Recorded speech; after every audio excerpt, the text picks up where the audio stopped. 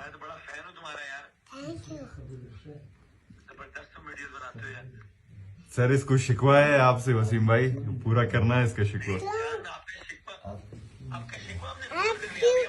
नहीं आए? हम आपको आज पूरे मैं नहीं बुलाया।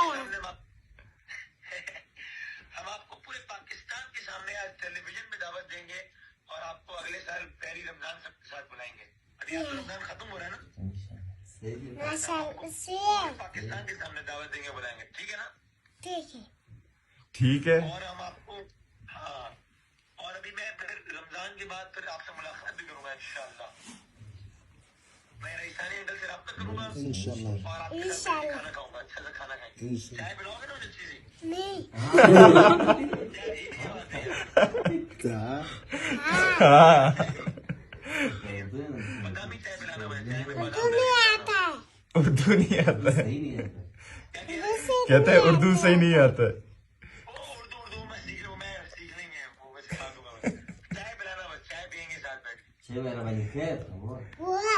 हाँ हाँ। डन है ना? डन है, ओके है, दोस्ती हो गई, दोस्ती पक्की है, हाँ। दोस्ती कर लेंगे बादामी अंकल ओके से। कर दो ऐसे। ओके कर दो, ओके कर दो। पक्का? ठीक है, ठीक है सर, बस खुश रहो। थैंक यू और सर, आपसे मैं कुछ सीखना जरूर। ओके सर, थैंक यू बाबा। भाईजान खुश रहो। Thank you, thank you, thank you. Wasim Badami.